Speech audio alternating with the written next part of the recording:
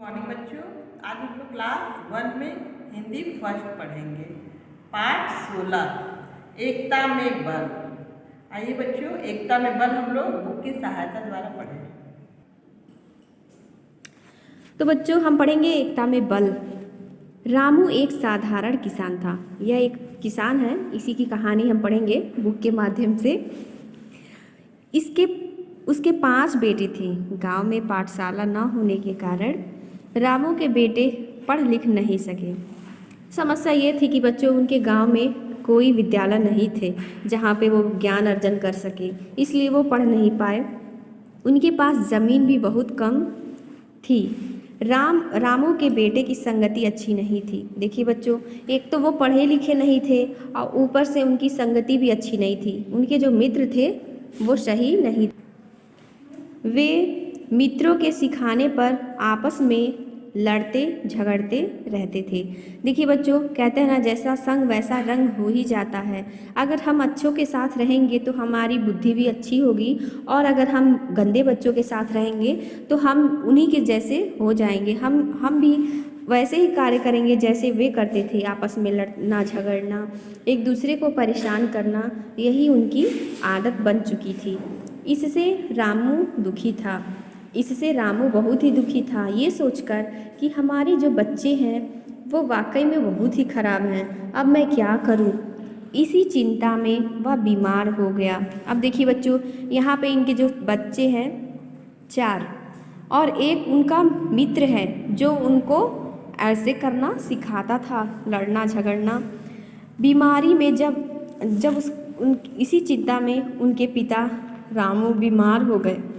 बीमारी में जब एक बेटा पिता से मिलने जाता तब दूसरा बेटा उस समय वहाँ नहीं जाता। एक दूसरे से बात तक नहीं करते थे, इतना द्वेष था, जलन था एक दूसरे से अपने भाई के प्रति। रामू मरने से पहले अपने बेटे को एक सीख देना चाहता था।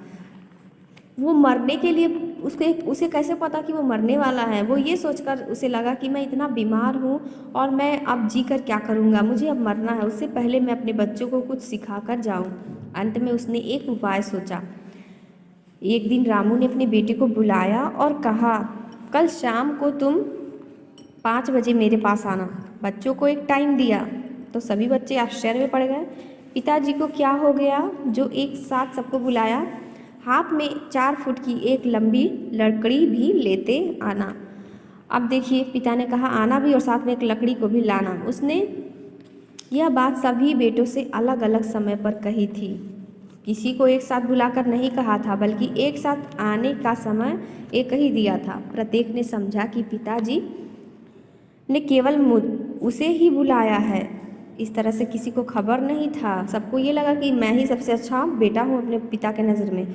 सब ठीक 5 बजे 4 फुट की लंबी लकड़ी एक एक लेकर पिता के पास पहुँच गए। रामू ने कहा, सब लोग अपनी अपनी लकड़ी मेरे पास तख्त पर रख दो। यानी जो बिस्तर है, तख्ता था, वहीं पे कहा कि रख दो। अब देखिए, उनका मित्र भी साथ में खड़ा है। जी हाँ बच्चों, अगर आप अच्छा काम करेंगे तो भी मित्र अच्छा काम करने नहीं देगा, क्योंकि जो मित्र ही अच्छा नहीं है तो हमें अच्छे रास्ते पे वो लाना नहीं चाहेगा। सभी ने तख्ते पर लकड़ियाँ रख दी। उसने बड़े बेटे से कहा, यह तो रस्सी और ये लो रस्सी और इन सबको कसकर बांध दो। बेटे ने रस्सी लेकर सभी लकड़ियों को कसकर बांध दिया। रामू ने दूसरे बेटे से कहा, अच्छी तरह देखो, कहीं रस्सी ढीली नहीं तो रह गई। उसने खूब उलट पलट कर देखा और कहीं पर भी बिल्कुल, उसने कहा कि नहीं, सब ठीक है, बिल्कुल सही है। रामू ने बड़े बेटे से कहा, बेटा पूरी ताकत लगाकर इस गट्ठर को तोड़ दो। बेटे ने खूब जोर लगाया, परंतु गट्ठर टस से मस ना हुआ। पिता की आज्ञा से सभी पुत्रों को बारी बारी से जोर लगाया, फिर भी गट्ठर नहीं टूटा। क्यों नहीं टूटा बच्चों? क्योंकि गट्ठर जो था ज़्यादा था। गट्ठर में चारों लकड़ियाँ एक साथ हो गई थी और जिसे कोई भी पहलवान नहीं तोड़ सकता था। यह देखकर रामू के बड़े बेटे ने कहा कि अब तुम इसे खोल दो। बड़े बेटे ने इस गट्ठर को फटाफट खोल दिया। तो रामू ने कहा, अब सब अपनी अपनी लकड़ी उठा लो। सबने एक एक लकड़ी उठा ली। पिता ने कहा अपनी अपनी लकड़ी को तोड़कर मेरे पास रख दो। 1 मिनट में सबने अपनी अपनी लकड़ी तोड़कर पिता के पास रख दिया। वो क्यों रख दिया बच्चों?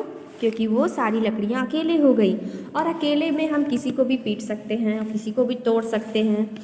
और पिता ने सबको पुरस्कार देते हुए कहा, प्यारे बच्चों, यह तो इनाम। अब मेरी बात ध्यान से सुनो। आप सबने एक एक लकड़ी को कितना आसानी से तोड़ दिया। जब 5 लकड़ियाँ एक गट्ठर में बंधी थी तब आप क्यों नहीं तोड़ सके? तो छोटे बेटे ने उत्तर दिया, कहाँ, यह तो सीधी सी बात है। इकट्ठी होने से लकड़ियों का बल बढ़ गया था, परंतु हमारा बल उतना ही था। जब अब लकड़ियाँ अलग अलग हो गई हैं तो हमारा बल तो पूरा रहा, उनका घट गया। इसलिए पिता ने समझाया, तुमने ठीक कहा। सच बात तो यह है कि एकता में बल होता है। जो बात लकड़ियों पर लागू होती है वही तुम सब पर भी लागू होती है। यदि तुम सब मिलकर रहोगे तो तुम्हें कोई भी हानि नहीं पहुंचा सकता। यदि तुम सब अलग अलग हो जाओगे तो कोई भी तुम्हें एक लकड़ी की तरह आसानी से तोड़ सकता है और हानि पहुंचा सकता है। अपने पिता की बातों को बड़े ध्यान से सभी ने सुना, इसलिए मेरी अंतिम इच्छा यही है कि तुम सब मिलकर रहो, कभी आपस में मत लड़ो, एक दूसरे की बात का आदर करो। सब बेटों ने मिलकर अपने पिताजी से कहा, अब हम आपस में कभी नहीं लड़ेंगे, सभी मिलकर रहेंगे। यह सुनकर पिता का मन बहुत प्रसन्न हुआ। उसने सबके सिर पर प्यार से हाथ फेरा, आशीर्वाद दिया और चैन की सांस ली। अब पिता का टेंशन ख़त्म हो गया। अपने बच्चे को समझाते हुए कहा और बच्चों ने समझ लिया। तो मेरे प्यारे बच्चों, आप भी अपने घर में एकता से रहिए, प्रेम से रहिए, क्योंकि एकता और प्रेम में बहुत ताकत होती है। Thank you. आइए बच्चों, हम लोग नए शब्द देखेंगे, यानी कि शब्दार्थ। साधारण, मामूली, अंतिम, आखिरी, संगति, सार, शेष, बाकी, कष्ट, दुख, आशीर्वाद, आशीष। आइए हम लोग प्रश्न उत्तर देखें। प्रश्न नंबर क, रामू बेटों से क्यों परेशान था? उत्तर, रामू के बेटे आपस में हमेशा लड़ते झगड़ते रहते थे।